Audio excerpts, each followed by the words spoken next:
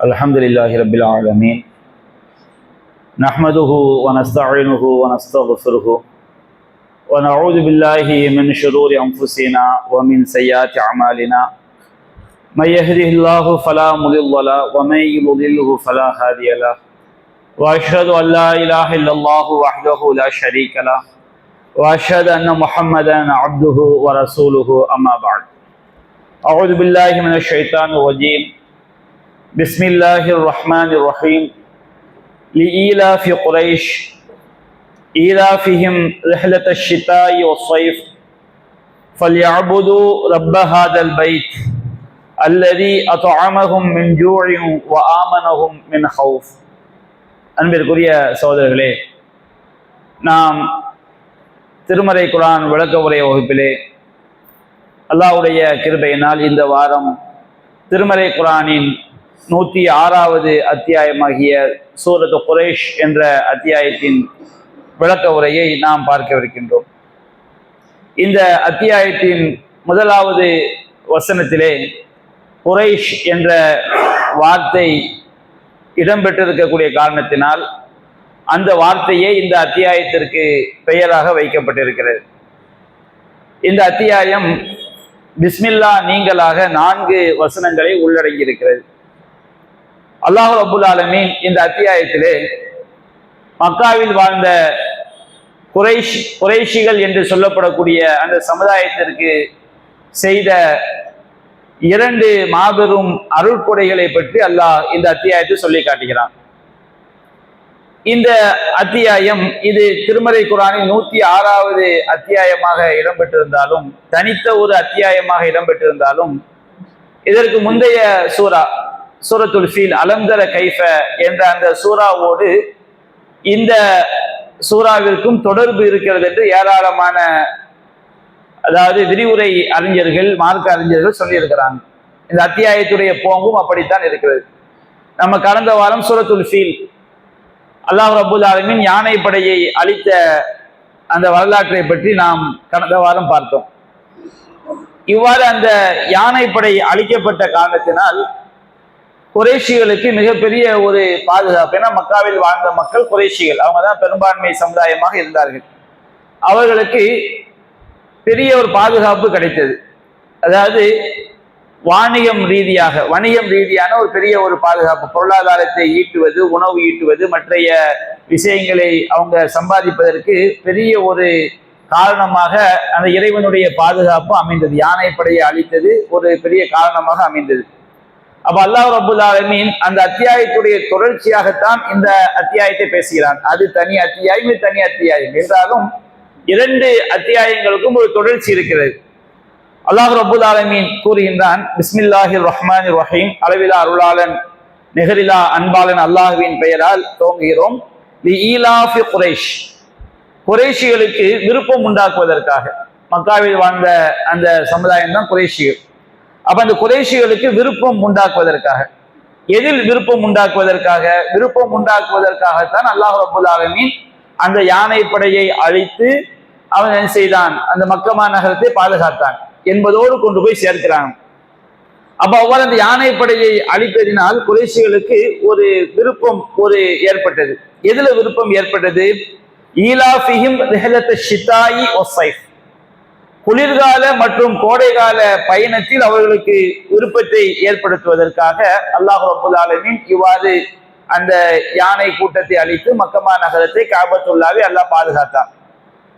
ஃபல்யஅபுது ரப்ப ஹாதல் பைத், எனவே அவர்கள் இந்த வீடு, இந்த ஆலயத்தினுடைய இறைவனை அவர்கள் வணங்கட்டும்.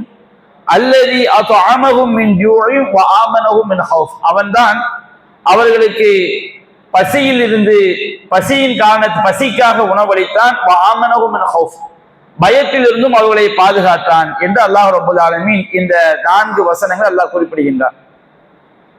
அல்லாஹ் ரப்புல் ஆலமீன் முதலாவதாக அல்லாஹ் சொல்கின்றான், ஈலாஃபி குரைஷ்.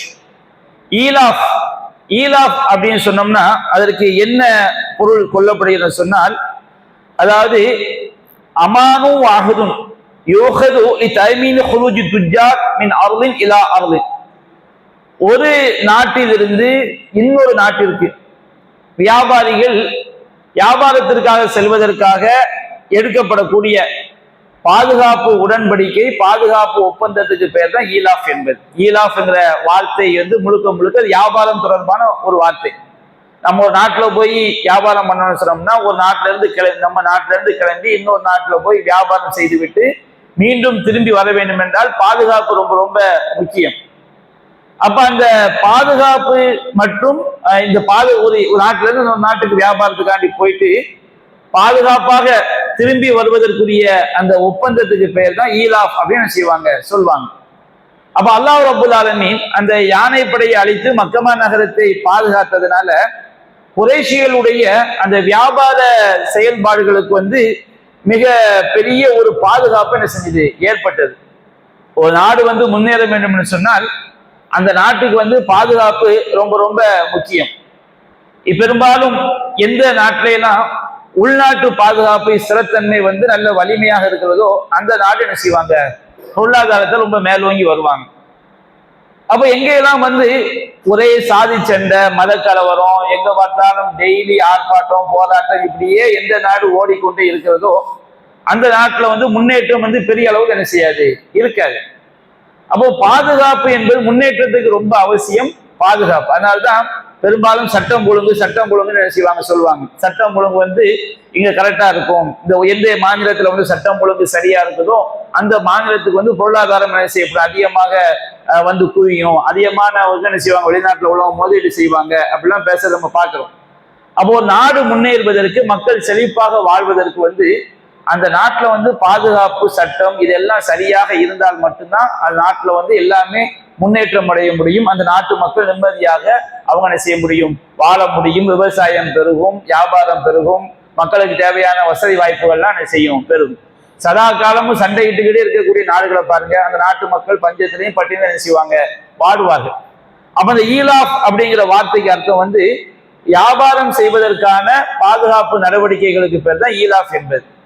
அப்ப அல்லாஹ் ரப்புல் ஆலமீன் வந்து குறைஷி மக்களுக்கு வந்து அவங்க மக்கமா நகரத்துல வசித்த காரணத்தினால் அவங்களுக்கு ஒரு மிகப்பெரிய ஒரு பாதுகாப்பை அல்லாஹ் செஞ்சிருந்தான், கொடுத்திருந்தான். அப்ப குறைஷிகளை பொறுத்த வரைக்கும் அவங்களுக்கு பொருளாதாரம் என்பது 2 பயணத்தின் மூலமாகத்தான் ஈட்டப்பட்டது. ஒரு பயணம் அப்படி என்னன்னு சொன்னோம்னா, அவங்க என்ன செய்வாங்கன்னா குளிர்காலத்துல, அதாவது மக்காவில் வந்து குளிர்காலமா இருக்கும்போது யமன் தேசத்துக்கு என்ன செய்வாங்க, வியாபாரத்துக்கு செல்வாங்க.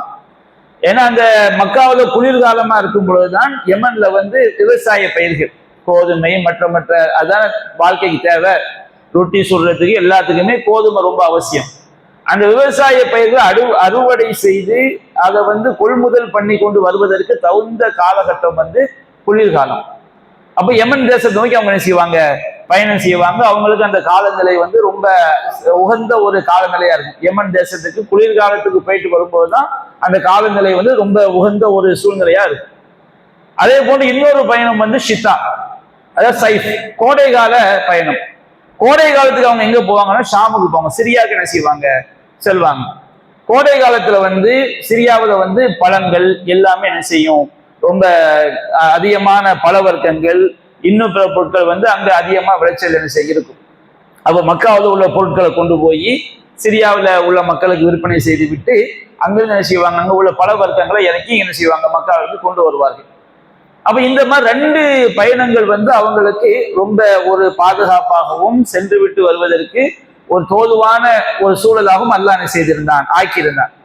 அது மட்டுமல்ல, இப்ப பொதுவா நாம் என்ன செய்வோம், கடுமையான வெயில் காலகட்டத்துல வந்து ஊட்டிக்கு போகணும், காஷ்மீருக்கு போகணும் அப்படின்னு அதிகமா சுற்றுலா என்ன செய்வாங்க, விரும்புவாங்க. அந்த மாதிரி குறைஷிகளுக்கு வந்து அந்த கோடை காலத்துல அவங்க வந்து ஷாமுக்கு போவாங்க. மக்காவில் வந்து கோடை காலமா இருக்கும், ஷாமுல என்ன செய்யும், ஒரு குளிர் பருவமா என்ன செய்யும், சிரியாவில் வந்து ஒரு குளிர் பருவமா இருக்கும். அப்ப அந்த மாதிரி ஒரு சிறப்பை அல்லாஹ் அவங்களுக்கு என்ன செஞ்சு ஏற்படுத்தி, பயணத்துல வந்து ஒரு சிரமம் இருக்காது. கோடையில வந்து மக்கா விட்டு வெளியே போயிடுறாங்க, போயிட்டு வரும்போது மக்காவில் என்ன செஞ்சிடும், கோடை காலம் தணிஞ்சிடும். அவங்களுக்கு அங்க ஷாம்ல வந்து கொஞ்சம் ஒரு மிருதுவான இலகுவான சூழ்நிலையா என்ன செய்யும், கிளைமேட் வந்து இருக்கும். அப்ப இந்த மாதிரி ஒரு 2 பயணங்கள், ஒன்று குளிர்கால பயணம், அதுல வியாபாரத்தை பெருக்கிறது, இன்னொன்று கோடைகால பயணம். இந்த 2 பயணங்களையும் அல்லாஹ் ரப்புல் ஆலமீன் அந்த மக்காவில் வாழ்ந்த அந்த குறைஷிகளுக்கு வந்து அல்லாஹ் இலகுவாக்கி கொடுத்திருந்தான். அதனால அவங்க ஒரு பெரிய ஒரு பாதுகாப்பான வியாபாரத்தை செய்ய முடிஞ்சது. அப்ப அல்லாஹ் சொல்லுகின்றான் ஈலாஃபி குறைஷ், குறைஷிகளுக்கு வந்து அல்லாஹ் ரப்பல் ஆலமீன் வியாபார ரீதியாக ஒரு விருப்பத்தை, ஒரு பாதுகாப்பையும், ஒரு எதிரிகள் மூலமாக எந்த விதமான தொல்லைகளும் உண்டாகாத வகையில சென்று விட்டு வருவதற்குரிய பாதுகாப்பான சூழல் இருந்ததுன்னா அவங்களுக்கு வியாபாரத்துல ஒரு அச்சமற்ற நிலைமை, ஒரு பயமற்ற நிலைமை இருந்துச்சு, பாதுகாப்பாக சென்று வரக்கூடிய நிலைமை இருந்துச்சு. அப்ப அல்லாஹ் ரப்பல் ஆலமீன் ஈலாஃபி குறைஷ், குறைஷிகளுக்கு வந்து ஒரு விருப்பத்தை ஏற்படுத்துவதற்காக வியாபாரத்துல ஈலாஃபியும் ரிஹலத்த ஷித்தாய் வஸ்ஸைஃப், குளிர்கால மற்றும் கோடைகால பயணங்களில், அந்த வியாபார பயணங்களில் அவங்களுக்கு அல்லாஹ் செய்தான் ஒரு விருப்பத்தை, ஒரு பாதுகாப்பை, ஒரு அச்சமற்ற நிலையை அல்லாஹ் ஏற்படுத்தினார். இப்படி ஏற்படுத்தியதற்காக அவங்க என்ன செய்ய வேண்டும்? அவர்கள் இந்த வீடு, இந்த வீடு அல்லாஹ் காபாவை சொல்றான், இந்த வீட்டினுடைய இறைவனை அவங்க என்ன செய்யட்டும்? வணங்கட்டும் என்று அல்லாஹ் ரப்பல் ஆலமீன் சொல்லி காட்டுறான். அப்ப இந்த ஃபல் யஅபுது அப்படின்னு அல்லாஹ் சொல்றான் பாருங்க. எனவே அந்த ஃபா அப்படிங்கிற எழுத்து என்ன செய்யப்பட்டிருக்கு? இடம் பெற்றிருக்கு. நம்ம பொதுவா ஒரு அடிப்படையை சொல்லுவாங்க, காரணத்துக்கும் விளைவுக்கும் மத்தியில வந்து சின்ன வித்தியாசம் இருக்கு. காரணம்னா என்ன? ஒரு மாற்றத்தை ஏற்படுத்தக்கூடிய விஷயத்துக்கு பேரு காரணம். இப்ப உதாரணமா தலைவலிக்குது, ஒரு மாத்திரை போட்டோம், தலைவலி என்ன செஞ்சிடுச்சு? மாறிடுச்சு. அப்போ ஒரு மாற்றத்தை ஏற்படுத்தக்கூடிய விஷயம், இந்த தலைவலி மாறினதுக்கு காரணம் வந்து மாத்திரை. அதே மாதிரி நம்ம என்ன செய்யறோம்? ஒருத்தன் வந்து குடிகாரனா இருக்கிறான், நோய் வந்துருச்சு. அப்ப நோய் வந்ததுக்கு என்ன காரணம்? அவன் குடிகாரனா இருந்தது. போதை ஏற்பட்டதுக்கு என்ன காரணம்? அவன் குடிகாரனா இருந்தது. அப்போ ஒரு மாற்றத்தை ஏற்படுத்தக்கூடிய விஷயத்துக்கு பேர் காரணம். விளைவுனா என்ன? விளைவு அப்படின்னு சொன்னோம்னா ஒரு மாற்றத்துக்கு பிறகு ஏற்படக்கூடிய முடிவுக்கு பேரு விளைவு. ஒரு ஆள் என்ன செஞ்சாரு? மௌத்தாயிட்டாரு, அவங்க பிள்ளைங்கள்லாம் வறுமையில என்ன செய்யறாங்க? வாடுறாங்க. இது வந்து விளைவு. அதாவது விளைவும் காரணமும் ரெண்டையுமே காரணம்னு சொல்லுவாங்க. இந்த குடும்பம் ஏன்பா வறுமையில வாடுது? அவங்க தகப்பனார் மூத்தாயிட்டாரு, அதனால அவங்க ரொம்ப வறுமையில என்ன செய்யறாங்க? வாடுறாங்க அப்படின்னு சொல்லுவோம். ஆனா ரெண்டுக்கும் மத்தியில, காரணத்துக்கும் விளைவுக்கும் மத்தியில நுணுக்கமான வித்தியாசம் என்னன்னு சொன்னோம்னா, ஒரு மாற்றம் ஏற்படுவதற்கு எந்த விஷயம் காரணமா இருக்குதோ அதுதான் காரணம்.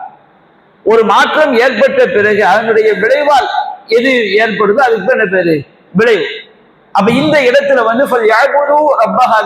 சில இடங்கள்ல வந்து காரணமும் வைத்துக் கொள்ளலாம், விளைவாகவும் என்ன செய்து கொள்ளலாம்? வைத்துக் கொள்ளலாம். அல்லாஹ் ரப்பல் ஆலமீன் இப்படிப்பட்ட ஒரு பாதுகாப்பான சூழலை மக்காவுல ஏற்படுத்தியதுனால அவங்க பொருளாதாரத்தை ஈட்டுவதற்கு, அவங்களுக்கு வந்து வியாபாரம் செய்வதற்கு ஒரு பாதுகாப்பான சூழலை அல்லாஹ் ஏற்படுத்தி கொடுத்ததினால் அவங்க என்ன செய்யட்டும்?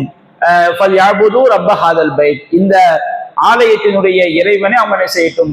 வணங்கட்டும் என்று அல்லாஹ் ரப்பல் ஆலமீன் சொல்லி காட்டுறார். அது விளைவாகவும் எடுத்துக்கொள்ளலாம், காரணமாகவும் என்ன செய்து கொள்ளலாம்? வைத்துக் கொள்ளலாம். அப்ப அல்லாஹ் ரப்பல் ஆலமீன் இந்த இடத்துல என்ன சொல்றான்? இந்த வீட்டினுடைய இறைவனை அவர்கள் என்ன செய்யட்டும்? வணங்கட்டும். வணக்கம்னா என்ன?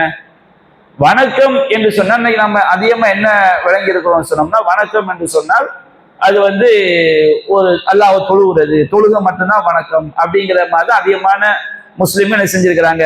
விளங்கி வச்சிருக்கிறாங்க. வணக்கம் அப்படின்னு சொன்னோம்னா அதாவது அல்லாஹ்வுக்கு, இறைவனுடைய கட்டளைகளுக்கு கட்டுப்படுவது. அல்லாஹ் ரப்பல் ஆலமீன் ஒன்றை கட்டளையிட்டால் அதற்கு நாம கட்டுப்படுவது. அல்லாஹ்வும் அல்லாஹ்வுடைய தூதரும் ஒன்றை நம்ம கட்டளையிட்டால் அதற்கு கட்டுப்பட்டா நமக்கு வணக்கம். அந்த கட்டளை வந்து கட்டாய கடமையாக இருக்கலாம், அல்லது கடமை இல்லாத விஷயமாக இருக்கலாம், அல்லது செய்தால் வந்து செய்யவும் செய்யலாம், செய்யாம விடவும் செய்யலாம், அப்படிப்பட்ட விஷயமா இருக்கலாம். அல்லாஹ் ரசூலுடைய கட்டளை கட்டுப்படுவது வந்து நம்ம அல்லாஹ்வை வணங்குவது. அதே போன்று அல்லாஹ் ரசூல் ஒன்றை சொல்லும் போது அது செய்தியாக இருக்கும் என்றால் அதை நம்புவது அல்லாஹ் வணங்குறது. இப்ப அல்லாஹ் ரப்பல் ஆலமீன் ஷைத்தான் இருக்கிறான், அவன் நீங்க பார்க்க முடியாதுன்னு குர்ஆன் சுன்னா சொல்லுதுன்னு வச்சுக்கிறீங்க. அல்லாஹ் ரசூலும் ஒன்னை சொன்ன பிறகு அது நம்பணும். அது எப்படி நான் ஷைத்தானை கண்ணால பார்த்தா தான் நம்புவேன் அப்படி சொன்னா அல்லாஹ் என்ன செய்யல? வணங்கல. மௌத்துக்கு பிறகு உங்களுக்கு ஒரு வாழ்க்கை இருக்குது அப்படின்னு குர்ஆன் சொன்னா சொல்லுது. அது என்ன? நம்ம கண்ணால பாக்குறோம், ஒரு ஆளை அடக்கணும்னா மண்ணோட மண்ணா மக்கி போறாங்க, அது என்ன வாழ்க்கை இருக்குது? அது என்ன கபரு வாழ்க்கை அப்படின்னு ஒருத்தன் கேட்கறான்னு வச்சுக்கிடுங்க. இவன் அல்லாஹ் வணங்கல, இவன் அல்லாஹ்க்கு எதிராக இவன் காஃபிரா என்ன செஞ்சுட்டான்? மாறிவிட்டான். அப்போ ஒரு செய்தியாக அல்லாஹ் ரசூல் சொல்லும் போது அதை நம்புவது வணக்கம். அல்லாஹ் ரசூல் செய்தியை சொல்லிட்டாங்க, அப்ப செய்தி வந்து நமக்கு குர்ஆன்ல சொல்லப்பட்டுருச்சு, ஆதாரபூர்வமான நபிமொழிகளை சொல்லப்பட்டு விட்டது என்று சொன்னால் நாம அதை நம்புவது நமக்கு என்ன செய்யுது? வணக்கம். அதே மாதிரி கட்டளையாக இருக்குன்னு வச்சுக்கிடுங்க. அல்லாஹ் ரசூல் கட்டளை நமக்கு இருறாங்க, இப்படி செய்யுங்க, இப்படி வாழுங்க அப்படின்னு அல்லாஹ் சொல்லும் போது அந்த கட்டளைகளுக்கு நம்ம கட்டுப்படுவது என்னது? வணக்கம். அதே போன்று வணக்கத்துக்கு இன்னும் நம்ம சுருக்கமா சொல்வதாக இருந்தால், நாம நம்முடைய இறைவன் மீது உள்ள நேசத்தாலும் இறைவன் மீது உள்ள மகத்துவம்னா என்ன? அல்லாஹ்வுடைய வல்லமை, அல்லாஹ்வுடைய ஆற்றல். நம்ம ஒரு பெரிய பெரிய மந்திரிமாக என்ன செய்வோம், மக்கள் ரொம்ப மகத்துவப்படுத்துவாங்க. மகத்துவப்படுத்த என்ன? சும்மா நம்மள மாதிரி ஆட்களா இருந்தா போடா வராண்டு போயிடுவோம். அதே ஒரு மந்திரியா இருக்காரு, ஒரு முதலமைச்சரா இருக்காரு, ஒரு பிரதமரா இருக்கிறாரு, அவரும் நம்மள மாதிரி மனுஷன் தான், நம்மள மாதிரி 2 கண்ணு வாயு மூக்கு தான் இருக்காரு, அவரை மகத்துவப்படுத்துவாங்க. ஏன்னா அவருடைய பதவிக்குரிய விஷயத்தை வச்சு என்ன செய்வாங்க, அவரை ரொம்ப மரியாதை கொடுப்பாங்க. அவர் அவர் சேர எடுத்து போடுவாங்க, அப்படி இப்படி என்ன செய்வாங்க. அப்ப அல்லாஹ் ரப்பல் ஆலமீன் அவன் இணையற்றவன். அல்லாஹ் நாம மகத்துவப்படுத்தணும். அவனுடைய பிரம்மாண்டம், அவனுடைய ஆற்றல், அவனுடைய வல்லமை, இந்த மாதிரி அந்த வல்லமை மகத்துவத்தின் அடிப்படையிலும் அல்லாஹ் மீது கொண்டுள்ள நேசத்தினாலையும் நாம அல்லாஹ்க்கு கட்டுப்படுறதுதான் வணக்கம். இப்ப நாம தொழுகிறோம்.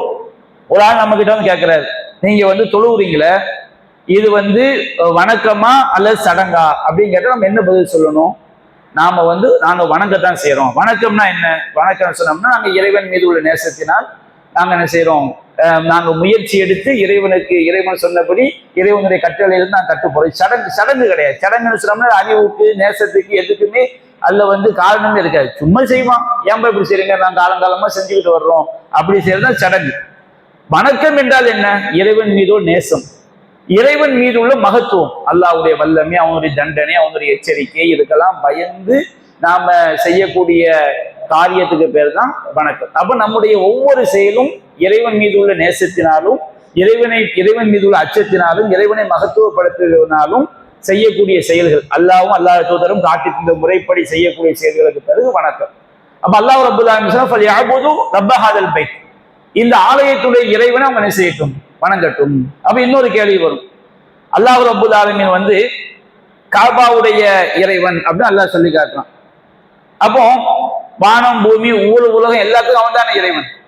அப்ப காபாவுடைய இறைவனை அவங்க என்ன செய்யட்டும், வணங்கட்டும் என்று அல்லாஹ் ரப்பல் ஆலமீன் கூறுகிறான்னு சொன்னோம்னா, வானம் பூமியில உள்ள எல்லாமே அல்லாஹ்க்கு தான், எல்லாத்துக்கும் அல்லாஹ் தான் இறைவன். லஹு முல்கு ஸமாவாத்தி வல் அர்த், வானம் பூமியில உள்ள அனைத்துமே யாருக்குரியது? அல்லாஹ்க்குரியது. அல்லாஹ் ரப்பல் ஆலமீன் ஒன்றோடு இதற்கு நான் இறைவன் என்று அல்லாஹ் குறிப்பிடுகிறான் என்று சொன்னால், அந்த விஷயம் அல்லாஹ் எந்த பொருளை இது இந்த ஆலயத்துடைய இறைவன் என்று இறைவன் குறிப்பிடுகிறான்னு சொன்னோம்னா, அந்த ஆலயம் என்பது மகத்துவம் வாய்ந்தது, அந்த ஆலயம் என்பது அது சிறப்பு வாய்ந்தது என்பதை நாம் என்ன செஞ்சுக்கணும், விளங்கிக் கொள்ள வேண்டும். இந்த வானம் பூமியில உள்ள எல்லா விஷயமே அல்லாஹ்க்கு தான் சொன்னோம். இப்ப அல்லாஹ் ரப்பல் ஆலமீன் எல்லாருமே மலக்குமார், அல்லாஹ்வை தவிர உள்ள எல்லாருமே அல்லாஹ்வுடைய அடிமைகள் தான். ஆனா அல்லாஹ் சொல்றான், சுப்ஹானல்லதி அஸ்ரா பி அப்திஹி, அல்லாஹ் தன்னுடைய அடியாரை இரவில் அழைத்து சென்றானே, மேலாஜ் பயணத்துக்கு அழைத்து சென்றானே, அந்த இறைவன் தூயவன். நபிகள் நாயகத்தை தன்னுடைய அடியார் என்று அல்லாஹ் என்ன செய்யறான், சொல்லி காட்டுறான். அப்ப என்ன அர்த்தம்? நபிகள் நாம எல்லாருமே அல்லாஹ்வுடைய அடியார்கள் தான். நபிகள் நாயகத்தை இறைவன் தன்னுடைய அடியார் என்று சொல்லி காட்டுறான்னு சொன்னோம்னா, நபிகள் நாயகத்துக்குரிய முக்கியத்துவம், நபிகள் நாயகம் ஸல்லல்லாஹு அலைஹி வஸல்லம் அவங்களுக்கு கூடிய அந்தஸ்து அது காட்டி, அல்லாஹ் ரப்பல் ஆலமீன் எந்த ஒன்றை தன்னோடு இணைக்கிறானோ அந்த ஒன்று மிகவும் முக்கியத்துவம் வாய்ந்தது, சிறப்பு வாய்ந்தது என்று விளங்கிக் கொள்ளணும். ஒரு சாலிஹ் நபி சமுதாயத்துக்கு அல்லாஹ் ஒரு பெண் ஒட்டகத்தை கொடுத்தான். அதுக்கு அந்த பெண் ஒட்டகத்துக்கு என்ன பேர்? நாக்கத்துல்லாஹி சுகியாக, அல்லாஹ்வுடைய ஒட்டகம். அப்ப உலகத்தில் உள்ள எல்லா ஒட்டகமும் யாருக்குரியதுதான்? அல்லாஹ்க்குரியதுதான். ஆனால் இறைவனால் படைக்கப்பட்ட அந்த இடத்துலயே அல்லாஹ் நாக்கத்துல்லா, அல்லாஹ்வுடைய ஒட்டகம் ஏன் அல்லாஹ் சொல்லி காட்டுறான்னா, அது ஒரு அற்புதமாக முக்கியத்துவம் வாய்ந்து சிறப்பாக என்ன செய்யப்பட்டது, கொடுக்கப்பட்டது. அல்லாஹ் ரப்பல் ஆலமீன் திருமறை குர்ஆன்ல பல வசனங்கள்ல காபா தன்னுடைய வீடுன்னு அல்லாஹ் சொல்லி காட்டுறான். ஒதஹீர் சூரத்துல் ஹஜ்ல 26ஆம் வசனத்துல அல்லாஹ் சொல்றான், ஒதஹீர் பைத்திய லித்தாயிஃபீன வல் காயிமீன வ ருக்இ சுஜூத், என்னுடைய வீட்டை தவாப் செய்யக்கூடியவர்களுக்காகவும், நின்று தொழக்கூடியவர்களுக்காகவும், ருக்கு சுஜூத் செய்யக்கூடியவர்களுக்காகவும் நீர் பரிசுத்தப்படுத்துவீராக அல்லாஹ் என்ன செஞ்சான்? இப்ராஹிம் அலைஹிஸ்ஸலாம், இஸ்மாயில் அலைஹிஸ்ஸலாம் அவங்களுக்கு அல்லாஹ் என்ன செய்தான்? உத்தரவிட்டான். இந்த இடத்துல அல்லாஹ் என்னுடைய வீடு அல்லாஹ் சொல்லி காட்டுறான். அதே போன்று அல்லாஹ் ரப்பல் ஆலமீன் சூரத்துல் பக்ரால வருது, தஹீரா பைத்திய லித்தாயிஃபீன வல் ஆகிஃபீன வ ருக்இ சுஜூத், என்னுடைய வீட்டை நீங்கள் இருவரும் தவாப் செய்யக்கூடியவர்களுக்காகவும், இத்திகாஃப் இருக்கக்கூடியவங்களுக்காகவும், ருக்கு சஜ்தா செய்யக்கூடியவங்க என்ன செய்யுங்க, பரிசுத்தப்படுத்துங்கள் என்று அல்லாஹ் ரப்பல் ஆலமீன் சொல்லி காட்டுறான். அதே போன்று அல்லாஹ் ரப்பல் ஆலமீன் சூரத்துல் நம்ல் 91ஆம் வசனத்தில் அல்லாஹ் சொல்றான், இன்னமா உமிர்து, நபிகள் நாயகத்துக்கு அல்லாஹ் சொல்றான், நபி நீங்க சொல்லுங்கள், இன்னமா உமிர்த்து அஅ்புத ரப்ப ஹாதிஹில் பல்தா, இந்த ஊரினுடைய இறைவனை வணங்குமாறு நான் கட்டளையிடப்பட்டுள்ளேன். இந்த ஊர்னு அல்லாஹ் எதை சொல்றான்? மக்கமா நகர். மக்கமா நகரத்துடைய இறைவன். அப்ப மக்கமா நகரத்துடைய இறைவன் அப்படின்னு சொன்னதுனால நாம என்ன விளங்கிடக்கூடாது? அப்ப ரியாத்து, ஜித்தா, கடையநல்லூர், மேலப்பாளையம்லாம் மற்ற அவற்றுக்கெல்லாம் இறைவன் யார் அப்படி கேள்வி வந்துடக்கூடாது. அப்ப அதை தொடர்ந்து அல்லாஹ் சொல்றான், இன்னமா உமிர்த்து அஅ்புத ரப்ப ஹாதிஹில் பல்தத்தி அல்லதி ஹர்ரமஹல்லாஹ், அல்லாஹ் புனிதமாக்கினானே, எந்த ஊரை அல்லாஹ் புனிதமாக்கினானோ அப்படிப்பட்ட இந்த ஊரினுடைய இறைவனை நான் வணங்குமாறு ஏவப்பட்டிருக்கின்றேன். வலஹு குல்லு ஷை, எல்லாமே அந்த அல்லாஹ்வுடையதுதான். உலகம், வானம், பூமி எல்லாமே லஹு முல்கு ஸமாவாத்தி வல் அர்த், வானம் பூமியில உள்ள எல்லாமே அல்லாஹ்வுடையதுதான். என்றாலும் அல்லாஹ் ரப்பல் ஆலமீன் மக்காவுடைய இறைவன், இந்த என்னுடைய ஆலயம், என்னுடைய தூதர், என்னுடைய அடியார், இப்படி அல்லாஹ் சொல்லும், என்னுடைய ஒட்டகம், இப்படி அல்லாஹ் சொல்லும் போது அதுக்கு என்ன அர்த்தம் சொன்னோம்னா, அல்லாஹ் எதை தன்னோடு இணைத்து சொல்லி காட்டுகிறானோ அந்த விஷயம் ரொம்ப சிறப்பு வாய்ந்தது, ரொம்ப முக்கியத்துவம் வாய்ந்தது என்பதை நாம் என்ன செய்ய வேண்டும்? விளங்கிக் கொள்ள வேண்டும். அப்ப அல்லாஹ் சொல்கின்றான், ஃபல்யஅ்புது ரப்ப ஹாதல் பைத். எனவே இந்த குளிர்கால பயணத்திலையும் கோடைகால பயணத்திலையும் குறைஷிகளுக்கு ஒரு பாதுகாப்பை கொடுத்து ஒரு பயமில்லாத வியாபாரத்தை ஏற்படுத்தியதற்காக அவங்க இந்த ஆலயத்தினுடைய இறைவனை என்ன செய்யட்டும்? ரப்பை அவங்க என்ன செய்யட்டும்? வணங்கி வழிபடட்டும் அப்படின்னு அல்லாஹ் சொல்லி காட்டுறான். என்ன காரணம்? அல்லதி அத்அமஹும் மின் ஜூஇன் வ ஆமனஹும் மின் ஹௌஃப். அவன், அந்த அல்லாஹ் எப்படிப்பட்டவன் தெரியுமா? அந்த ஆலயத்தினுடைய கஅபாவுடைய இறைவன் அவன் எப்படிப்பட்டவன் தெரியுமா? அல்லதி அத்அமஹும் மின் ஜூ, அவன்தான் அந்த குறைஷிகளுக்கு பசியிலிருந்து உணவளித்தான். பசியிலிருந்து தற்காத்துக் கொள்வதற்காக உணவளித்தவன் யாரு? அல்லாஹ் ரப்புல் ஆலமீன். அப்ப இதுல ஆமனவும் மின் ஹௌஃப், பயத்திலிருந்து அவர்களை அல்லாஹ் செய்தான், அச்சமற்ற நிலையை அவர்களுக்கு அல்லாஹ் செய்தான், ஏற்படுத்தணும். பயத்திலிருந்தும் அச்சமற்ற நிலை, அதே போன்று பசியிலிருந்தும் அவங்களுக்கு அல்லாஹ் செய்தான், உணவளித்தான். இதுல வெளிப்படையாக அல்லாஹ் செய்த அருளும் இருக்குது, மறைமுகமாக அல்லாஹ் செய்த அருளும் இருக்குது. பசியிலிருந்து அல்லாஹ் உணவளித்தான்னா என்ன அர்த்தம்? மறைமுகமாக அவங்களுக்கு நிறைய உணவு பொருட்கள். ஏன்னா பசி, நம்ம பசியெல்லாம் வச்சுக்கிடுங்க, பசியோடு இருக்கிறோம் வச்சுக்கிடுங்க, நாம மௌத்தா போயிடுவோம், அழிஞ்சு போயிடுவோம். அப்ப நம்ம அழிஞ்சு போகாம, பஞ்சம் ஏற்படாம, பட்டினி ஏற்படாம இருக்குன்னு சொன்னோம்னா தாராளமா உணவுப் பொருட்கள் என்ன செய்யணும்? கிடைக்கணும். அப்ப அந்த உணவுப் பொருட்கள் அவங்களுக்கு குறைஷிகளுக்கு கிடைச்சது. எதனால கிடைச்சது? அல்லாஹ் ரப்பல் ஆலமீன் ஏற்படுத்திய அச்சமற்ற ஒரு பயணம், ஒரு பாதுகாப்பு, இதனால அவங்களுக்கு கிடைச்சது. அதனாலதான் அல்லாஹ் உணவளிக்கின்றான். ஆமனவும் மின் ஹௌஃப், அல்லாஹ் ரப்பல் ஆலமீன் மக்கமா நகரத்தை ஒரு பாதுகாப்பு தலமாக ஆக்கி அல்லாஹ் என்ன செய்தான்? அவங்கள பயத்திலிருந்து அல்லாஹ் பாதுகாத்தான். அல்லாஹ் ரப்பல் ஆலமீன் அன்கபூத்துல 67வது வசனம் சொல்லி காட்டுறான். இந்த வசனம் இறங்கக்கூடிய காலகட்டத்தில், அவலம் யரவ் அன்னா ஜஅல்னா ஹரமன் ஆமினன், நாம் இந்த இதை ஒரு பாதுகாப்பு தலமாக, புனிதமிக்க பாதுகாப்பு தலமாக நாம் ஆக்கி இருப்பதை அவர் சிந்திக்க வேண்டாமா? அவர்களை சுற்றி உள்ள மக்கள் எல்லாம் என்ன செய்யப்படுகிறார்கள்? இறாஞ்சி செல்லப்படுகிறார்கள். எப்படி பறவை ஒரு கழுகு ஒரு எலியை தூக்கிட்டு போவோமோ, பாம்பை தூக்கிட்டு போவோமோ, ஒரு இறையை பிடித்து கொண்டு செல்லும், அதை மாதிரி சுற்றி உள்ள மக்கள் எல்லாம் எதிரிகளால் அவங்க பலிகொள்ளப்படக்கூடிய நிலையில, அச்சுறுத்தப்படக்கூடிய நிலையில அல்லாஹ் ரப்பல் ஆலமீன் மக்கமா நகரத்துக்கு எதிரிகளால் எந்த ஒரு பயமும் இல்லாம அல்லாஹ் என்ன செய்தான்? அதை ஒரு பாதுகாப்பு தலமாக, பாதுகாப்பு பூமியாக அல்லாஹ் என்ன செய்தான்? ஆக்கினான். அப்ப இது அவங்க சிந்தித்து பார்க்க வேண்டாமா? அல்லாஹ் ரப்பல் ஆலமீன் குறைஷிகளை நோக்கி அல்லாஹ் என்ன செய்கின்றான்? கேட்கின்றான்.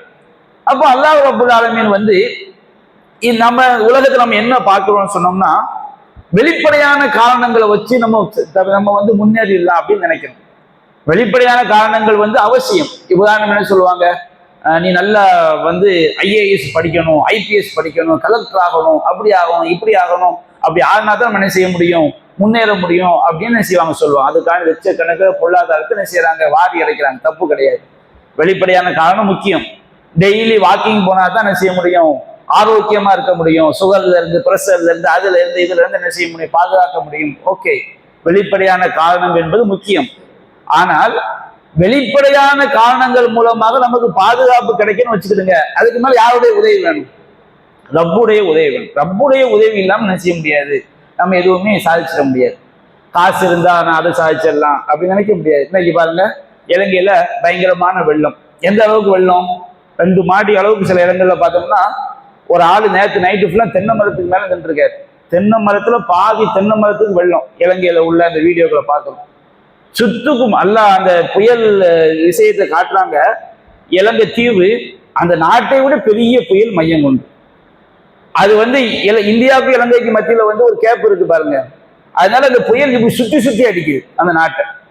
எங்க பார்த்தாலும் இன்னைக்கு இரவுக்கு பிறகுதான் அங்க என்ன செய்ய போகுது, புயலின் தாக்கம் குறையும் சொல்றாங்க. வெள்ளம் பார்த்தா சுபானல்ல பல ஏரியாக்கள்ல வந்து ஒரு வீடு 2 மாடி அளவுக்கு வெள்ளம். இன்னும் உயிரிழப்புகள் 60க்கு மேல ஆயிருக்குன்னு சொல்றாங்க. ஹெலிகாப்டர்ல போய் என்ன செய்யறாங்க, காப்பாத்துறாங்க. மக்கள் வந்து மொட்டை மாடிக்கு மேல போய் என்ன செய்யறாங்க, நிக்கிறாங்க. அப்போ நம்ம வந்து வெளிப்படையான காரணங்கள் நம்மளை பாதுகாக்கணும்னு சொன்னோம்னா, இப்ப அவங்கள்ட்ட துட்டு இருக்குது, வீட்டுல காசு வச்சு 1 கோடி ரூபாய் 1 லட்சம் ரூபாய் வச்சிருப்பாங்க. அந்த காசை வச்சு என்ன செய்ய முடியும், சாப்பாடு வாங்க முடியுமா? சில நேரங்களில் யோசிச்சு பாருங்க, நம்மள்ட்ட கை நிறைய பணம் இருக்கும், ஆனால் எங்க போய் சேர்த்தாலும் ஒரு சொட்டு தண்ணி என்ன செய்யாது, கிடைக்காது. அப்ப அந்த பணத்தை வச்சு என்ன புண்ணியம்? பணத்தை வச்சு தண்ணி வாங்கலாம், பணத்தை வச்சு சாப்பாடு வாங்கலாம், ஆனால் அது வந்து எப்போ நமக்கு அது பயனளிக்கும்னா அல்லாஹ்வுடைய உதவி இருந்தா மட்டும்தான் மனுஷன் பயனளிக்கும். அப்ப அல்லாஹ் சொல்லி காட்டான், யாழமூன வாஹிதம் ஹயாத்தி துன்யா, அவர்கள் உலகத்தினுடைய வெளிப்படையை மட்டும்தான் பார்க்கிறார்கள். வெளிப்படை என்னப்பா, நல்ல வியாபாரம் பண்ணா நிம்மதியா வாழலாம், வீடு வாசல் கட்டினா சொத்து சுகம் சேர்த்தா நிம்மதியா வாழலாம், இப்படி அப்படி மனுஷன் வெளிப்படையை மட்டும் என்ன செய்யலாம், பார்க்கலாம். ஆனா வகு மனித ஆகிரத்துக்கும் வாசல், ஆனா மறுமை விஷயத்துல வந்து அவங்க ரொம்ப அலட்சியமா என்ன செய்யறாங்க இருக்கிறாங்க. மனிதன் வெளிப்படையை மட்டும் பார்க்கறதுனாலதான் பாங்கு சொல்லப்பட்ட அதிகமான முஸ்லிம்கள் தொழுகைக்கு வர்றது கிடையாது. ஏன் பாங்கு சொல்லப்பட்டா ஏன் தொழுகைக்கு வர்றது கிடையாது? எனக்கு வியாபாரத்தை யார் பார்ப்போம்? பல ஹராமான பொருட்களை கடைகள்ல வச்சு வியாபாரம் பண்றாங்க. ஏன் இந்த மாதிரி வியாபாரம் பண்றீங்க? முஸ்லீம் தானே, இஸ்லாம் தடுத்து இருக்குல்ல, இதையெல்லாம் ஏன் செய்றீங்க? அதெல்லாம் நம்ம 1400 ஆண்டுகளுக்கு முன்னாடி வாழ்ந்த மாதிரி தான் நம்ம செய்ய முடியாது, வாழ முடியாது. அகம்பாவமான பேச்சு, ரொம்ப ஒரு அலட்சியமான பேச்சு. மார்க்கத்துல எந்த ஒரு விஷயத்திலையும் வந்து ஒரு பிடிப்பு இல்லாம இருக்கிறது என்ன காரணம்? நமக்கு நம்ம வாழணும்னு சொன்னோம்னா, நான் இப்படி வெளிப்படுது, எனக்கு இது தொழில் அவசியம், எனக்கு வியாபாரம் அவசியம், எனக்கு விவசாயம் அவசியம், எனக்கு அது அவசியம், இது அவசியம், நான் வந்து இந்த மாதிரி இருந்தா தான் என்னுடைய வாழ்க்கை என்ன செய்ய முடியும், தற்காத்து கொள்ள முடியும், நிம்மதியா வாழ முடியும் அப்படின்னு மனுஷன் நினைக்கிறான். அப்படி கிடையவே கிடையாது. அல்லாஹ் ரப்புல் ஆலமீன் இறைவனுடைய அருள் இல்லாமல் நம்முடைய வெளிப்படை காரணங்கள் எதுவுமே நமக்கு என்ன செய்யாது, பயனளிக்காது. அல்லாஹ் நரம்பு பிடிச்சி இழுத்துதான் வச்சுக்கிடுங்க, நம்முடைய காசை வச்சு நம்ம என்ன பண்ண முடியும்? ஒரு அட்டாக் வந்து மௌத்தாயிட்டோம், நம்ம காசு நம்மளை காப்பாற்றுமா? நம்முடைய ஊடு வாசல் காப்பாத்திருமா? எதுவுமே நம்மளை என்ன செய்யாது, காப்பாற்றாது. அப்ப வெளிப்படையான காரணங்களுக்கு முக்கியத்துவம் கொடுக்கணும். ஒரு தலைவலி வந்தா மாத்திரை போடணும், அந்த நம்பிக்கை என்ன இருக்கணும், என்னுடைய இறைவன் நாடினால்தான் அந்த நோய் என்ன செய்யும், குணமாகும். அந்த நம்பிக்கை என்ன செய்யக்கூடாது, நாம வந்து தடம் புரண்டு விடக்கூடாது. நல்ல படிக்கணும். அதனால மார்க்கத்தை விட்டு நீலாம் பள்ளியாசல்ல போய் தொழுதா, நீ வந்து மார்க்க படிந்த ஈடுபட்டா நீ வந்து முன்னேற முடியாது, தொழுகைக்கெல்லாம் போகாதுன்னு சொன்னா அது வழிகாது. அத மாதிரி ஒரு ஜாகிலியத் எதுவுமே கிடையாது. வியாபாரம் பண்ணணும், விவசாயம் பண்ணணும், சம்பாதிக்கணும், எல்லாம் இறைவனுக்கு கட்டுப்படுவதற்காக, இறைவன் சொன்னபடி வாழ்வதற்காக சம்பாதிக்கணும். இறைவன் சொன்னபடி வாழ்வதற்காக வியாபாரம் பண்ணணும், இறைவன் சொன்னபடி வாழ்வதற்காகத்தான் எல்லா சட்டம். இல்ல எனக்கு வாழ்க்கை தான் பெருசு, மார்க்கம் அப்புறம் தான் சொல்லி போல வச்சுக்கிறீங்க. நாம எதை இந்த உலகத்தில் வாழ்வதற்கு வெளிப்படையான காரணமா நினைக்கிறோமோ அல்லாஹ் நாடினால் அந்த காரணத்தை இல்லாமல் ஆக்கிடுவான். அது அந்த காரணம் இருந்தாலும் நம்ம என்ன செய்ய முடியாது, ஒண்ணும் செய்ய முடியாது. ஃபிரௌன மாதிரி ஃபிரௌனதில் அவுத்தாது, ஒரு முளைகளை உடைய ஃபிரௌன் அல்லாஹ் சொல்லி காட்டான். அவனுடைய படை வலிமை அல்லாஹ் எப்படி அல்லாஹ் சொல்லுகின்றான். அல்லாஹ் வந்து ஒரு மலை எவ்வளவு உறுதியானதோ அது போன்ற படைகளை உடைய ஃபிரௌன் அல்லாஹ் சொல்லி காட்டுறான். அப்போ சமூகல்லதீன ஜாபு சஹல பில்வாத், பள்ளத்தாக்குல வந்து மலைகளை குடைந்து வாழ்ந்த சமுதாயம் அல்லாஹ் சொல்லி காட்டுறான். அல்லத்தீலம் யுக்லக் மிஸ்லுஹா ஃபில் பிலாத், அவங்கள மாதிரி உலகத்துல படைக்கப்படவில்லை அல்லாஹ் சொல்லி காட்டுறான். அப்ப அவங்க எல்லாம் ஏமாந்தது எங்க ஏமாந்தாங்க? வெளிப்படையான காரணம் நம்முடைய வலிமை, நம்முடைய படை, நம்முடைய பொருளாதாரம், நம்முடைய ஆரோக்கியம், இப்படி ஏமாந்தாங்க. அப்ப அல்லாஹ் சொல்லி காட்டுறான், குறைஷிகளுக்கு வெளிப்படையா உங்களுக்கு அல்லாஹ் என்ன செய்தான், இந்த 2 பயணம் நம்ம வியாபாரம் பண்ணாதான் சம்பாதிக்க முடியும், உழைச்சாதான் வாழ முடியும். இதுல வந்து அல்லாஹ் உங்களுக்கு என்ன செய்திருக்கின்றான், ஒரு பாதுகாப்பை ஏற்படுத்தி அல்லாஹ்வுடைய அருள். உங்களுக்கு அல்லாஹ் ஊடு வாசலை தந்திருக்கிறான், சுற்றுச்சூழலை தந்திருக்கிறான், ஆரோக்கியத்தை அல்லாஹ் தந்திருக்கின்றான், நிம்மதியான வாழ்க்கையை தந்திருக்கிறான் சொன்னா அல்லாஹ்வுடைய அருள்.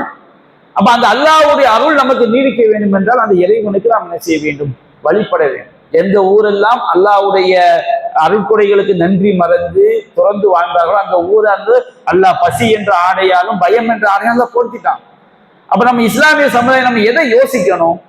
நம்ம இன்றைக்கு உலகத்துல எங்க பார்த்தாலும் வெளிப்படை காரணம். நம்ம என்ன செய்யணும், அப்படி ஒட்டு மொத்தமா இவனுக்கு ஓட்டு போட்டா முஸ்லிம்களை பாதுகாத்தரலாம், நம்ம வந்து அப்படி படிக்க வச்சா என்ன செஞ்சிடலாம், அந்த துறைக்குள்ள உள்ள போயிடலாம். எல்லாமே அல்லாஹ் மறந்த பேச்சு. அல்லாஹ் மறந்த பேச்சுன்னு ஏன் சொல்றோம்? இந்த மாதிரி பேசுற கூட்டம் எல்லாமே மார்க்கத்தை போய் சொல்ல போனா விஷமா பார்க்கலாம். அதெல்லாம் கொண்டு வராதப்ப. அதெல்லாம் கொண்டு வந்தா படிப்புல சமுதாயம் பின்தங்கிடும், அதுல பின்தங்கிடும், இதுல பின்தங்கிடும். நீ இந்த மார்க்கத்தை விட்டுட்டு அல்லாஹ் ரசூலை பின்பற்றுறதை விட்டுட்டு நீ என்னதான் போனாலும் ஒண்ணு குஃபுர்ல போய் சேர்ந்து துனியாவை அனுபவிக்கலாம். காஃபிரா மாதிரி துனியாவை அனுபவிக்கலாம். காஃபிரா மாதிரி அர்த்தம் எல்லா ஷிர்கையும் செஞ்சு எல்லா பிதாவையும் செஞ்சு துனியாவை அனுபவிக்கலாம். மறுமையில என்ன நிலைமை? ஒண்ணும் இல்லையே. மௌத்து வரும், எந்த வினாடி மௌத்து வரும்னு சொல்ல முடியாது. அல்லாட்ட போய் நம்ம என்ன சொல்ல, சில நேரங்கள் அல்ல அந்த உலகத்துல நம்ம என்ன செஞ்சிருவான், எதிரியை வந்து இறைவனுடைய மார்க்கத்தை மறக்கும் போது அல்லாஹ் எதிரியின் மீது அல்லாஹ் என்ன செய்து விடுவான், சாட்டி விடுவான். அப்ப அல்லாஹ் ரப்பல் ஆலமீன் இது நமக்கு அற்புதமாக அல்லாஹ் சொல்லி காட்டுகின்றான். ஒரு குறைஷிகளுக்கு வந்து அல்லாஹ் பயத்திலிருந்து பாதுகாப்பை கொடுத்தான், நிம்மதியான வாழ்க்கையை மக்காவில் அல்லாஹ் கொடுத்தான். அவர்களுக்கு அல்லாஹ் ரப்பல் ஆலமீன் பொருளாதாரத்தை அல்லாஹ் கொடுத்தான், உணவு பஞ்சம் இல்லாமல் அல்லாஹ் அவங்களை பாதுகாத்தான். எதனா அவங்க என்ன செய்ய வேண்டும், இந்த ஆலயத்துடைய இறைவனை வணங்க வேண்டும். அப்ப இன்னல்லாஹ லா யுகையிரு மா பிகௌமின் ஹத்தா யுகையிரு மா பிஅன்ஃபுஸிஹிம். ஒரு சமுதாயம் வந்து தன்னை மாற்றிக்கொள்ளாதவரை அந்த சமுதாயத்துடைய நிலையை அல்லாஹ் மாற்ற மாட்டான். இஸ்லாமிய சமுதாயம் இன்னைக்கு நமக்கு எங்கு பார்த்தாலும் துன்பங்கள் சூழ்ந்திருக்கு, சோதனைகள் சூழ்ந்திருக்குன்னு சொன்னோம்னா வெளிப்படையான காரணங்களை மட்டும்தான் முஸ்லிம்கள் யோசிக்கிறாங்க. நம்ம அதுல முன்னேறணும், இதுல முன்னேறணும், அதுக்கு பயிற்சி இதுக்கு பயிற்சி, ஓகே வெளிப்படையான காரணங்களை செய்யணும். அதை விட 1000 மடங்கு 1,00,000 மடங்கு அல்லாஹ் மேல ஒரு நம்பிக்கை செய்யணும். நாம வந்து இறைவனுக்கு வழிபடக்கூடிய மக்களாக, இறை கட்டளை கட்டுப்படக்கூடிய மக்களாக, சத்திய கொள்கையை நாம பின்பற்றக்கூடிய மக்களாக ஆனால் மட்டும்தான் கிடைக்கும். சரி, ஒட்டுமொத்த சமுதாயம் மாறல, ஒரு தனி மனிதன் மாறினால் அவன் அளவுக்கு அல்லாஹ் பாதுகாப்பை கொடுப்பான். ஒரு குடும்பம் மாறினால் அந்த அளவுக்கு அல்லாஹ்வுடைய பாதுகாப்பு கிடைக்கும். ஒரு தெரு மாறினால் அந்த அளவுக்கு அல்லாஹ்வுடைய பாதுகாப்பு. அல்லாஹ் வந்து ஒரு ஊர் எல்லாமே நாசமா போயிட்டாங்க, நம்ம நாசமா போயிடும் அப்படி கிடையாது. நாம வந்து எந்த அளவுக்கு நம்ம ஊரை மாற்ற முடியல, நம்ம மாறுவோம், நம்ம குடும்பத்தை மாற்றுவோம், நம்ம சரியா நடப்போம், அல்லாஹ்வுடைய பாதுகாப்பு நமக்கு கிடைக்கும். அந்த பாதுகாப்பு என்பது வந்து அதை நாம் கண்டிப்பாக அல்லாஹ் என்ன செய்ய மாட்டான், தன்னுடைய அடியார்களை ஒருபோதும் என்ன செய்ய மாட்டான், கைவிடவே மாட்டான். அப்ப அல்லாஹ் ரப்பல் ஆலமீன் இதில் நமக்கு இந்த சூறாவில் நமக்கு சொல்லக்கூடிய அடிப்படையா நம்ம விளங்க வேண்டிய அடிப்படையான விஷயம், நாம் அல்லாஹுவை வணங்கி வழிபடும் போது நமக்கு உலக விஷயங்கள் அல்லாஹ் என்ன செய்வான், நமக்கு சீர்படுத்தி தருவான். துன்யாவுடைய வெற்றி, துன்யாவுடைய அச்சமற்ற வாழ்க்கை, பொருளாதார வசதி, பயமற்ற பட்டினியற்ற வாழ்க்கை வந்து அல்லாஹ்க்கு கட்டுப்படுவதில் மட்டும்தான் இருக்கு. நிறைய பேர் என்ன நினைக்கிறாங்க சொன்னோம்னா, நமக்கு இந்த பயம் இல்லாத வாழ்க்கை, அச்சமற்ற வாழ்க்கை வந்து துன்யாவுல சம்பாதிச்சாதான் கிடைக்கும்னு நினைக்கிறேன். அப்படி கிடையாது. அந்த துன்யா நமக்கு வெளிப்படையான காரணம் நமக்கு பயனளிக்க வேண்டும் என்று சொன்னால் அல்லாஹ்வுடைய பயம். நம்ம சமுதாயம் ஒட்டுமொத்தமாக இறைவன் மீது நம்பிக்கை வைக்கக்கூடிய சமுதாயமாக, தன்னை சீர்திருத்திக் கொள்ளக்கூடிய சமுதாயமாக இருந்தால் அல்லாஹ்வுடைய உதவி என்ன செய்யும், அவர்களுக்கு கண்டிப்பாக அல்லாஹ் ரப்பல் ஆலமீன் கிடைக்கும் என்பதைத்தான் இந்த அத்தியாயம் நமக்கு சொல்லி காட்டு. மக்கமான அர்த்தம் அல்லாஹ் புனிதமாக்கணும். இதை மட்டும் சொல்லி இந்த குர்ஆன் ஓப்பனா முடிச்சுக்கிறோம். அல்லாஹ் ரப்பல் ஆலமீன் இப்போ மக்காவில் உள்ள குறைஷிகளுக்கு இன்றைக்கு மக்காவில் இருக்கிறவங்களுக்கு என்ன பாடம், மக்காவை அல்லாஹ் புனிதமாக்கி அந்த இறைவனுடைய கட்டளை கட்டுப்படும் போது இன்னும் அல்லாஹ் அவங்களுக்கு பாதுகாப்பு கொடுப்பான். நீங்க உலகத்துல பாருங்க, எல்லா நாடும் ஒரு விதத்துல சவுதியை திட்டுவாங்க, அவன் அயோக்கியம் அப்படிப்பட்டவன் இப்படிப்பட்டவன். ஆனா எல்லா நாட்டிலையும் இல்லாத ஒரு பாதுகாப்பு சவுதி குடிமக்களுக்கு என்ன செய்யுது, அந்த நாட்டில் உள்ள மக்களுக்கு கிடைச்சிக்கிட்டு தான் இருக்கு. எல்லாரும் சுற்றுப்புறத்துல உள்ள எல்லாமே என்ன செய்யப்படுது, தூக்கி வீசப்படுது, அடிக்கப்படுது, கொல்லப்படுது, கேட்கறதுக்கு நாதி இல்லை. அந்த நாட்டு மக்களுக்கு கிடைக்குதுன்னா அது ஒரு வகையில் எந்த காரணமாக இருக்கலாம், தௌஹீத் தான் காரணமா இருக்கு. அல்லாஹ் ரப்பல் ஆலமீன் கொடுக்கக்கூடிய பாதுகாப்பு, அல்லாஹ் ரப்பல் ஆலமீன் பாதுகாப்பு அல்லாஹ் என்ன செய்வான், கொடுப்பான். அவங்க என்றைக்கு இந்த தௌஹீதை தூக்கி வீசுறாங்களோ அன்றைக்கு பாதுகாப்பும் உடைக்கப்படும். தௌஹீத் வர்றதுக்கு முன்னாடி நாடு எப்படி இருந்துச்சு, காபத்துல்லா 4 முசல்லா, எங்க பார்த்தாலும் கொல்ல ஒரு வறுமையில பீடிக்கப்பட்ட நாடாக இருந்துச்சு. ஆனா ஒரு 150-200 வருஷமா பாருங்க, தௌஹீது கொள்கை அந்த நாட்டுல வந்து இன்னைக்கு தௌஹீதுக்கு எதிரிகள் எல்லாமே அவங்க எப்படி சொல்லுவாங்க, அவங்க எல்லாமே வந்து ஆங்கிலேயனுடைய அடிவருடி அப்படி 1000 சொல்லுவாங்க. அப்படி கிடையாது. இந்த கொள்கையை அவங்க பாதுகாக்கும் போது அல்லாஹ் நிச்சயம் பாதுகாப்பான். நாமும் அந்த கொள்கை, சவுதியை விடுங்க, நாம அல்லாஹ் ரசூல் குர்ஆன்ல என்ன சொன்னாங்க அதை நம்ம பாதுகாத்து அதன்படி நடந்தால் நம்மை அல்லாஹ் பாதுகாப்பான். இது அல்லாஹ்வுடைய வாக்குறுதி. அல்லாஹ் தன்னுடைய வாக்குறுதி என்ன செய்ய மாட்டான், மாறு செய்யவே மாட்டான். அது நம்ம கண்ணால என்ன செய்யறோம், அந்த பாதுகாப்பை வந்து நாம அந்த மக்கள் அனுபவித்துக் கொண்டிருக்க. இன்னும் அல்லாஹ் சொல்லி காட்டுறான் சூரத்துல் ஹஜ்ல 25வது வசனத்துல, வமை யுரிது ஃபீஹி பிஇல்ஹாதின் பிதுல்மின் நுதிகுஹு மின் அஸாபின் அலீம். யார் வந்து மக்கமா நகரத்துல கஅபா ஆலயத்துல வந்து அநியாயம் செய்து வரம்பு மீறுகிறானோ அவனை துன்புறுத்தக்கூடிய வேதனையை சுவைக்க செய்வோம். அப்போ மக்கால வாழக்கூடிய மக்கள் அன்றைக்கு வாழ்ந்த மக்களும் இன்னைக்கு வாழக்கூடிய மக்களும் சரி, அல்லாஹ்வுடைய கட்டளைகளை கட்டுப்பட்டு வாழும் போது அல்லாஹ் அவங்களுக்கு என்ன செய்வான், ஒரு பயம், பசி, பட்டினி, பஞ்சம் இல்லாத அல்லாஹ் காப்பாற்றுவான். அந்த மக்கள் பேணக்கூடிய காலம் தான் நிம்மதி. இது நாம பெற வேண்டிய படிப்பினை என்ன? நாம அல்லாஹ் கட்டுப்பட்டு நம்முடைய எல்லா விஷயங்கள்லையும் அல்லாஹ் ரசூல் கட்டுப்பட்டு வாழும்போது கண்டிப்பாக அல்லாஹ்வுடைய பாதுகாப்பு நமக்கு கிடைக்கும். சில நேரங்களில் சோதிக்கிற மாதிரி தெரியும், அல்லாம நம்ம கெட்டன வைத்து விடக்கூடாது. யூனுஸ் நபி அல்லாஹ் சோதித்தான், ஐயூப் நபி அல்லாஹ் சோதித்தான், ஜக்கரியா நபி அல்லாஹ் சோதித்தான். கடைசி வரைக்கும் அல்லாமல் நல்லெண்ணம் வைக்கும் பொழுது அந்த சோதனையுடைய உச்சகட்டத்தில் கண்டிப்பாக அல்லாஹ்வுடைய உதவி என்ன செய்யும், வந்து சேரும் என்பதை அல்லாஹ் இந்த நஸ்ரல்லாஹி கரீப், அல்லாஹ்வுடைய உதவி மிக நெருக்கத்தில் இருக்கிறதுன்னு அல்லாஹ் என்ன செய்கின்றான், வாக்களிக்கின்றான். நாம இந்த சூறாவிலிருந்து இது போன்ற பாடங்களை, படிப்பினைகளை பெற்று இறைவனுக்கு அடிபணிய நன்மக்களாக அல்லாஹ் நம் அனைவரையும் ஆக்கியோடு புரிவானாக. வாஹிர் தஅவானா அல்ஹம்துலில்லாஹி ரப்பில் ஆலமீன்.